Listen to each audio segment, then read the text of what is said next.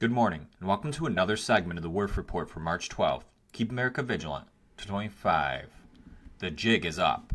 An apparent shell company with a P.O. box listed as its address in Maryland received over $28 million from the Biden administration just before Trump took office, and the details are fishy.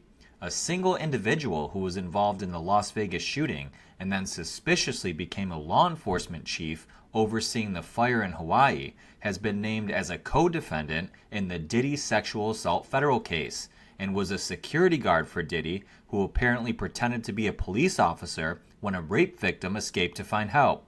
Trump will label attacks on Tesla dealerships as domestic terror. The Department of Education begins massive layoffs. The USAID audit is complete, and Trump makes an offer for Greenland they can't refuse. First to President Trump, who has offered to invest billions of dollars into Greenland and, if they choose, to become part of the United States. Trump also promised to continue keeping Greenland safe, as we have since World War II, and it would be a great advantage to America. I think he'll get the job done, folks, but will we get Canada? Trump also stated he would label attacks on Tesla dealerships as domestic terror, and rightfully so. Since Elon Musk is involved with Doge, it absolutely falls under that category. The designation allows for more government involvement regarding the investigations into the acts, etc. Great move. Now declare the Democrat Party a domestic terror organization, because it is. Marco Rubio says the audit of USAID is complete, and 83% of programs will be canceled, about 5,200 contracts. Only around 1,000 will remain. Secretary of Education Linda McMahon has ordered a reduction of workforce for about half of its 4,000 employees, effective March 21st. Employees will receive full pay and benefits until June 9th, as well as a severance pay and retirement benefits. Get rid of it. Now to two major stories. A shell company run by Biden staffers named Vaccine Company Inc. received over $28 million right before Trump took office, and the details are insane. We're naming names. And a former officer involved in the shooting in Las Vegas, who later became a chief in Hawaii, reportedly has connections to Diddy, as he's just been named as a co-defendant in the federal sexual assault case.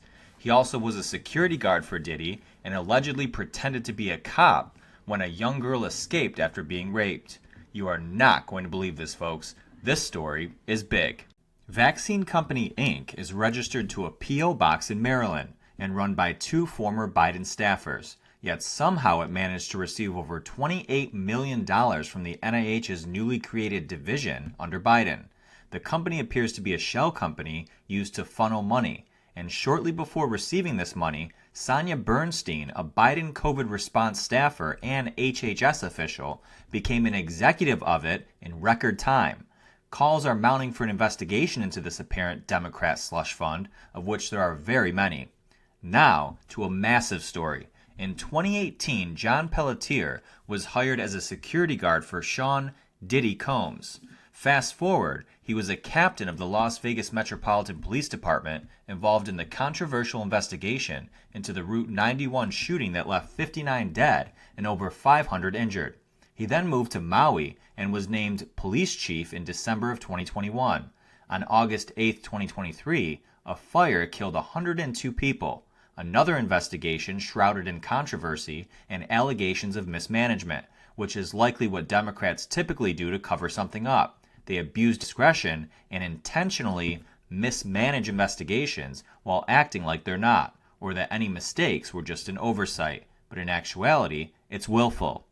Now, on March 7th, the federal sexual assault complaint against Diddy was amended to include this officer, a co-defendant. And there is a huge history here to tell.